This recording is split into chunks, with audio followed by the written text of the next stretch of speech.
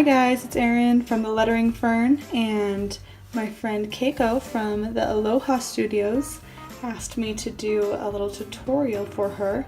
So I'm going to show you guys how I did this flamingo using masking fluid and liquid watercolor. So what you're going to need is some sort of masking fluid. I like this brand because it just has a little squeeze topper. The liquid watercolor I'm using is the Ecolines, just the pinks. My paper is Canson Watercolor XL. My brush is just a flat one-stroke brush from Winsor & Newton, and then I'm just using regular old water. So let's get started. Okay, so what you're going to want to do first is you're going to want to sketch out what you want to do, and I usually like to do that on a separate piece of paper, and then I like to use my light pad to trace with the masking fluid, because then that way I don't have pencil lines on my paper. But if you don't have a light pad at home or a light box at home, you can always use a window works, or you can just go ahead and do the masking fluid right over the pencil. Okay, once you get all the masking fluid laid down, it's going to be really wet, so you're going to have to wait until it fully dries before you put any liquid watercolor down on it. So let's wait for it to dry. Alright, once your masking fluid is all dry, you can start adding your liquid watercolor. So with my flat brush, and you can use however big or small flat brush you want, I just found that the flat brush was the easiest for this one because you could get just those clean lines across. So all you need to do is just get your brush wet,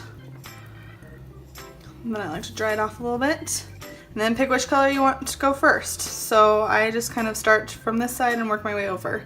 You want to clean off the brush in between each color. So I dip,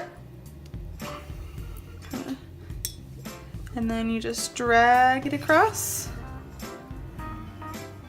And then over the masking fluid, it's going to kind of bead a little bit just because it's resistant of the liquid watercolor. So you're just going to want to kind of go over that a little bit extra. So then I clean off my brush, dip it in the water, take it out, wipe it off on a paper towel, dip it into the next color. And then you do the same thing, just go as close as you can. And that's how you get those nice little blends. It's just by going close. So what you can do is you can get a little bit more.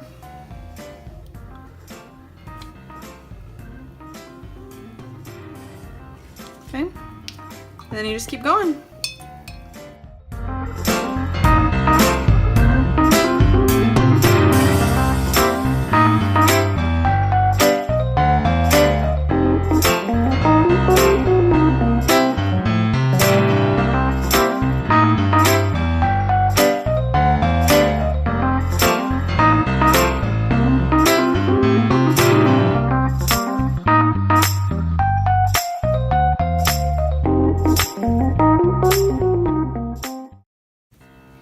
Alright, once you get all your colors laid out, you're going to want to grab either like a Q-tip or a paper towel, and you kind of just want to get up any of that, like the extra, because otherwise it's going to take forever for your picture to dry.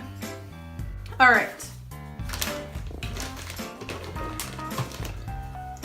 So you just want to make sure before you rub off the masking fluid that your watercolor is all the way dry, otherwise it won't work so well. So once you know that your watercolor is all the way dry, then you can either use your finger, or if you get like they have special like rubber erasers that'll help you pick it up, but I found that my finger is really just easy, so you just kind of peel. And if it kind of has a hard time coming off, that means it just needs to dry a little bit longer. So what I'm going to do is I think I'm going to let this dry just a little bit longer so I can get all that masking fluid dry. And then I will peel the rest of it off. But see, when you remove the masking fluid, it just leaves the white paper. Alright, so stay tuned for the final result.